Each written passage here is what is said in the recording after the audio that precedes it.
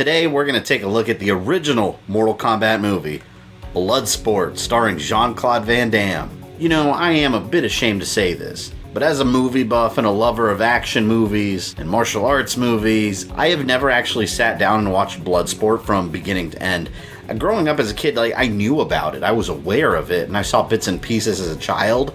I don't remember any of it. As an adult, the first time I ever sat down and watched this movie from beginning to end was just now for this review.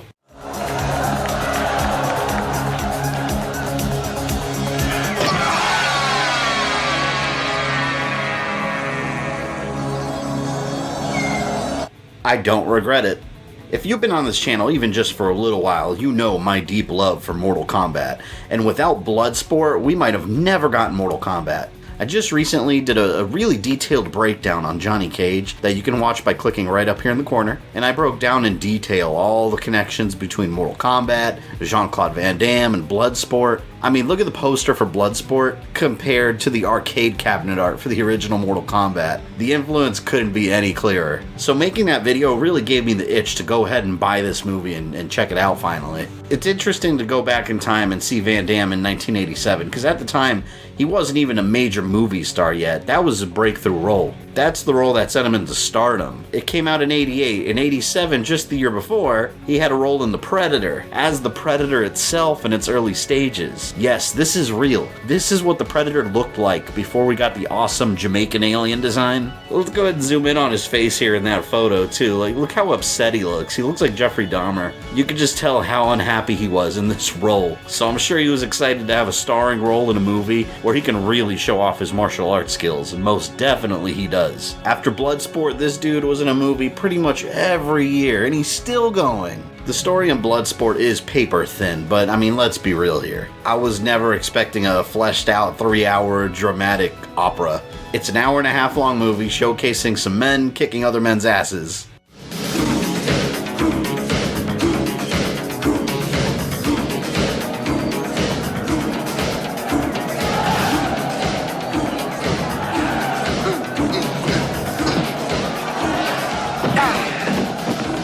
That's all I really wanted out of it. In Bloodsport, Van Damme plays U.S. Army Captain Frank Dukes, a military man skilled in the ways of ninjutsu that wants to participate in this illegal underground martial arts tournament called the Kumite in Hong Kong. His superiors don't want him to go, and he leaves anyways, which they really don't like. And by the way, listen to this guy's voice and tell me he does not sound like J. Jonah Jameson from Spider-Man. And he disappeared.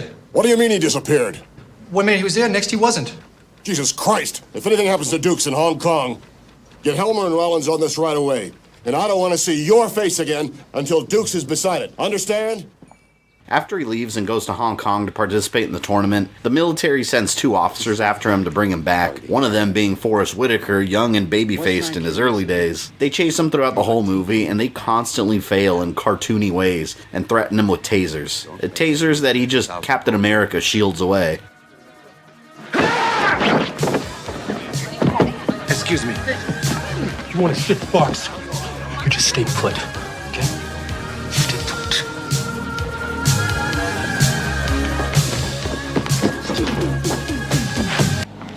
Are you really being a hard ass about this, Frank? Oh, careful. Put these on who wants to use It's the last warning, Frank.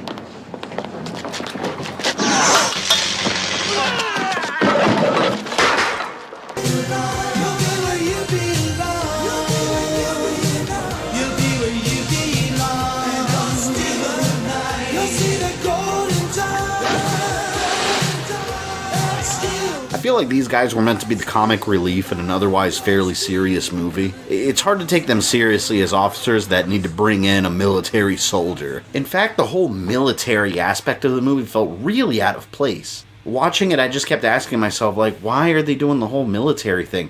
It had nothing to do with the rest of the plot. I started doing a little bit of research, and then I noticed something. On the poster for the movie, it says, based on a true story. Turns out Bloodsport was advertised as something that actually happened. Behind the scenes, it's the story of Frank Dukes, a real martial artist that claimed he was in a real-life underground tournament like the one presented in the movie. And he also claimed to have all sorts of undercover military experience. They would send him on covert operations in Southeast Asia, so they got the idea to have him be like a runaway soldier in this movie. But it's actually kind of hilarious. If you do the research, you'll come to find out that most of his stories were likely bullshit. Over the years, there's been a lot of questions over his supposed military service and the tournament that he claims to have participated in. Let me go ahead and quote something from co-writer of Bloodsport, Sheldon Leddick. I think that's how you pronounce it. He said, and I quote, "Frank told me a lot of tall tales, most of which turned out to be bullshit. But his stories about participating in this so-called Kumite event sounded like a great idea for a movie." So there you have it. It's based on a true story that likely, definitely, is not true.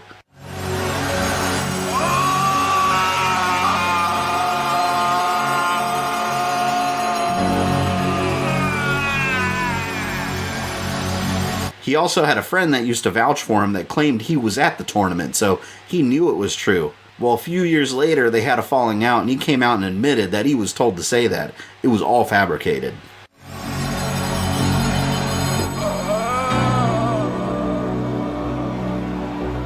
But at least we could say thank you to Frank for making those tall tales. Like I said before, without him, there would be no Mortal Kombat. So did he technically create Mortal Kombat? Now, going back to the world of the movie, how does Frank Dukes know martial arts, and why does he want to fight in the tournament? Well, when he was a young hoodlum, he broke into someone's house with a couple of friends, which just so happened to belong to a Japanese martial arts master, and they all ran away, leaving him there looking like an idiot. And he found himself amazed by the katana that belonged to Sensei Senzo Tanaka. And my god, they gave the kid that plays young Van Damme his accent, and it sounds awful. As much as I enjoy this movie, this is easily one of the most hilariously badly acted moments I have ever come across in a movie. You cannot get katana sword by stealing. It is a very special sword.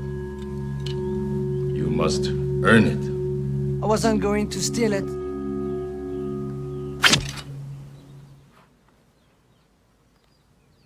You didn't flinch.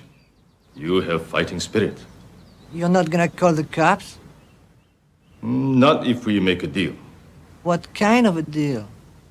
But Sensei Tanaka took the boy under his wing, along with his own son, and taught him martial arts, so he could learn discipline. But as the boys grew older, his son passed away, and the film actually does give us one of its few moments that have genuine emotion. You can almost feel the pain of a father having lost his son, wanting to pass down his legacy, but now he has nobody biologically to pass his legacy down to. I left Japan because of the war. War was wrong. I came here to start over. Begin a new family with a son. Another chance to pass on the teaching. For 2,000 years, knowledge passed from father to son, father to son. When Shingo died, it stopped. Luckily, Frank Claude Van Damme acts almost as a replacement son, and Tanaka decides to train him in the ways of the Tanaka clan. He uses techniques such as catching fish while they're swimming, serving tea blindfolded,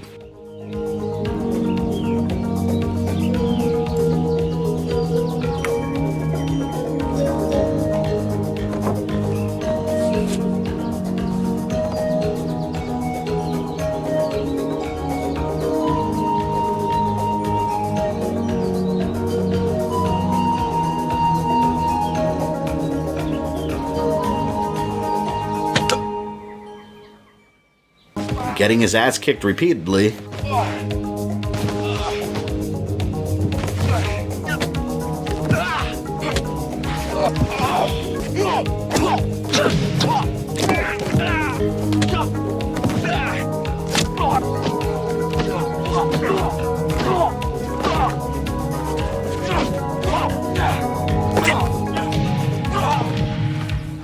and putting his body through rigorous torture. Good lord, this scene is so hard to watch. I can actually feel my balls ripping from the middle.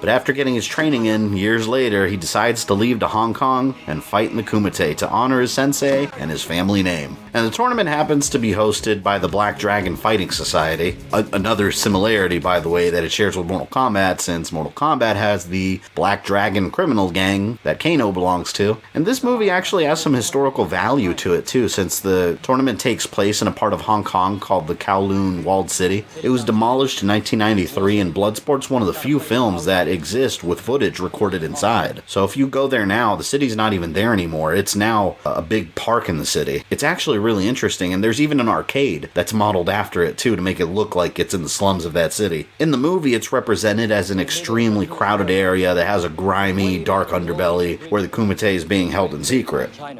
Once you step out of the sunlight into the narrow corridors, it's time to protect your nuts, guys.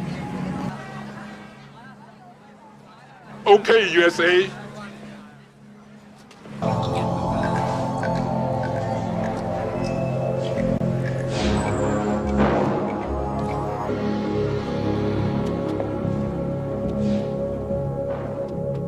And the camera work overall was one aspect of the movie that I found so well done, especially during the tournament. Some shots looked like they came straight out of a 2D fighter. Right before the match starts, it looks like you have your player on the left and the player on the right waiting for the announcer to yell fight, and then they could start.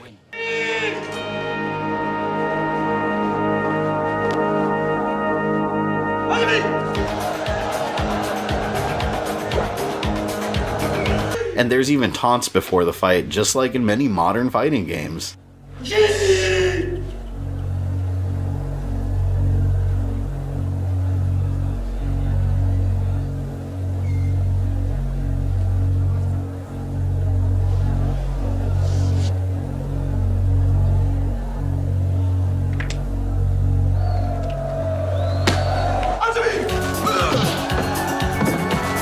And just like many fighting games, each fighter has a different look and unique fighting styles. You've got fighters that are fast, like Bruce Lee, slow but enormously strong. But the most bizarre one has to be Ricardo Mora. He fights in the monkey style. He looks like a monkey jumping around. It's hilarious. The closest to Eddie Gordo button mashing in the movie.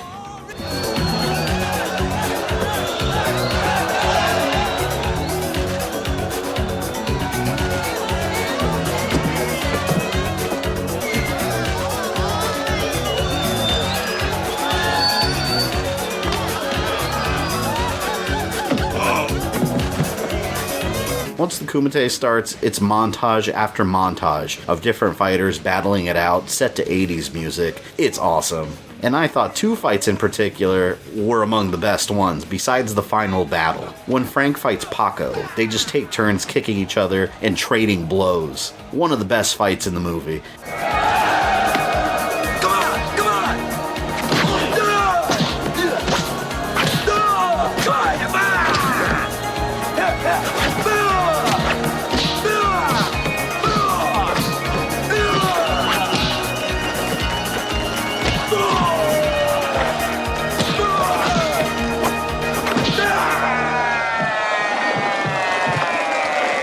And when Frank fights Kamola, he's this big sumo guy and he could take a hit like a brick wall. But this is the fight where the famous nut punch originated. The one that Johnny Cage stole.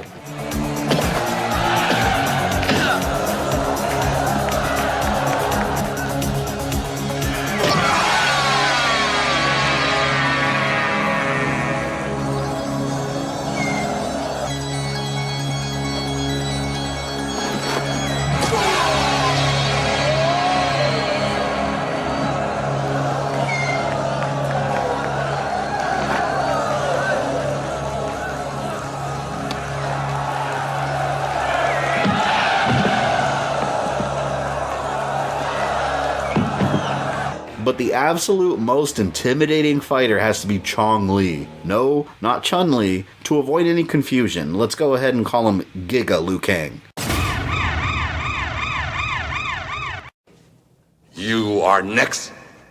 Played by Bolo Yeung. Bolo always plays these massive Asian bad guys. He's been in a ton of movies with Van Damme, Bruce Lee movies. He's made a name for himself, and he still looks great in his 70s. But as Giga Liu Kang, he is a massive mountain of a man. Just think of Liu Kang on steroids, pack 3 of them in one body, and give him no rules. What comes out is Chong Li. I mean, this guy kicks solid blocks of ice and they shatter like glass. He takes out his opponents in brutal ways. He's got no shred of humanity. He is a monster.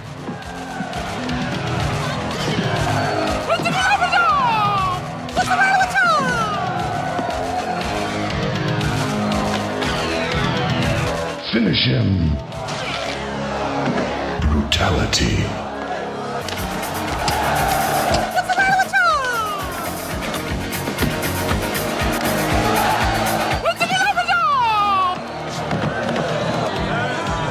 Finish him.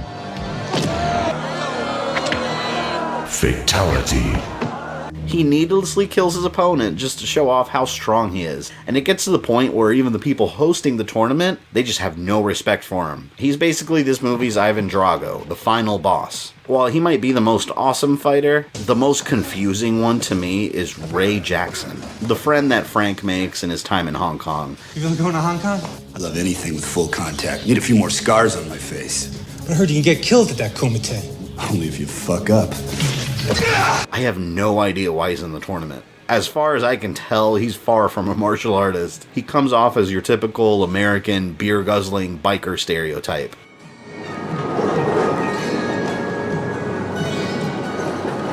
Hey, babe. Wanna go out with a real big man? No, huh?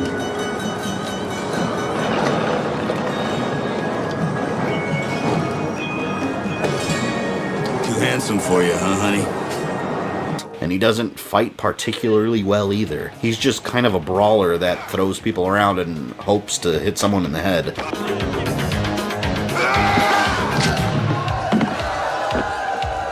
on, get up! Come on!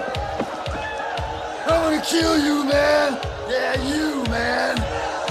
Not only does he suck as a fighter, he also sucks at Karate Champ, apparently.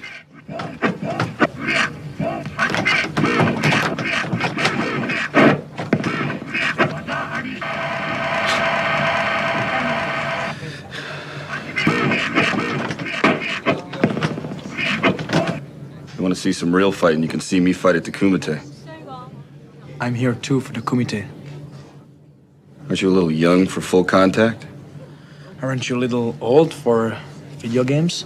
How dare you, Jean-Claude? I am 32 years old, and I still love playing video games as a grown man. And you know, I bet I can whoop your ass at Karate Champ. And Street Fighter the movie, the game. Yeah, I remember that exists.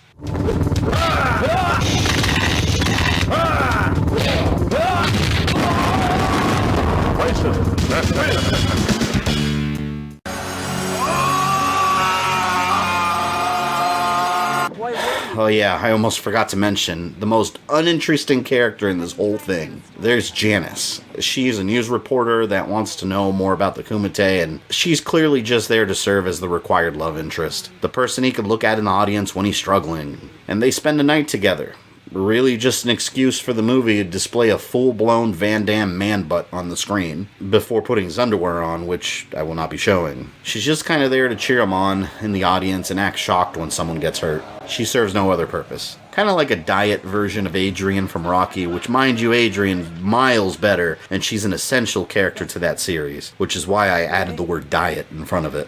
And speaking of Rocky, Rocky IV came out just 3 years before this movie in 1985, and Bloodsport follows its outline almost to a T. Frank's friend Ray gets brutally hurt by Giga Liu Kang. Just like when Apollo Creed fought Ivan Drago, Frank tries to stop the fight and save him, just like Rocky did, and then builds himself up throughout the movie to the final battle to avenge his friend, just like Rocky did. And when Frank finally does get in the ring to fight Chong Li, it's an epic clash of slow motion ass kickery. Chong Li just hates him with every fiber of his being for breaking his record, and Frank is using every strategy he's learned to avoid these attacks. But the first half of the fight really shows how dirty Chong Li fights. He breaks up some powder and he throws it in his eyes, essentially blinding him. It's so dirty. But just like in any awesome fight scene, he's got this moment of clarity where he enters a zen-like ultra instinct state. Kind of like in Star Wars A New Hope when Luke is about to blow up the Death Star and he puts his little computer away and they're like, Luke, what are you doing? And he's like, no, I don't need that shit anymore. He just needed to use the Force. That's what happened in this scene. He didn't need his eyes anymore. He uses all his senses to fight. It's so badass. The finale of the fight, it's just this big Jean-Claude Van Damme showcase of great camera work and fluid kicks. You end up hating Chong Li. You just want to see him get his ass destroyed, and that's a great villain.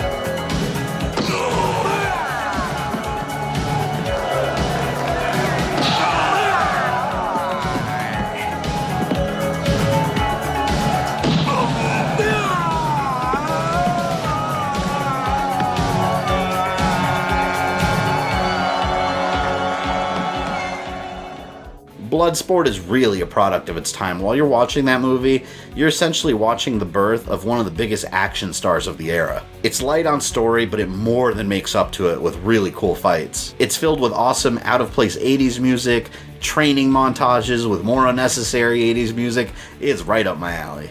Absolutely loved it. And if you're interested in buying it too, I do have an Amazon affiliate link in the description below where you can get it.